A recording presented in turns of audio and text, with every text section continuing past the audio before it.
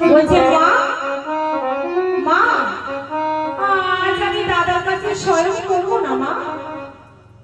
কেন বাবা? তুমি জানো মা গোচরণে গিয়ে দাদা কি করেছে? মাকে বলছে মা দাদাই আমার মেরেছে মা।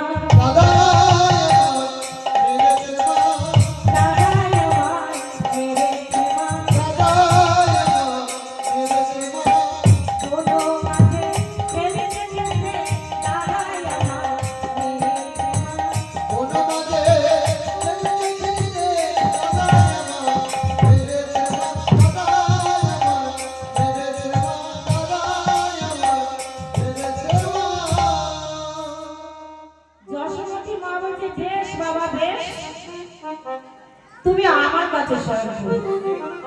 যশোমতী মা কি করছে? গোপালকে ঘুম পাড়াচ্ছে, কাছে শুয়ে গোপালকে ঘুম পাড়াচ্ছে। আর গোপাল কি করছে? ঘুমানোর ছল করে পড়ে আছে। যশোমতী মা গোপালের সর্বাঙ্গে হাত বুলাচ্ছে আর দেখছে। আর গোপাল মনে মনে চিন্তা করছে যদি সত্যি সত্যি আমি ঘুমিয়ে পড়ি তাহলে তো আর রাধার কাছে যাওয়া হবে না। তাই কি করছে? নিদ্রা দেবীকে স্মরণ করলেন।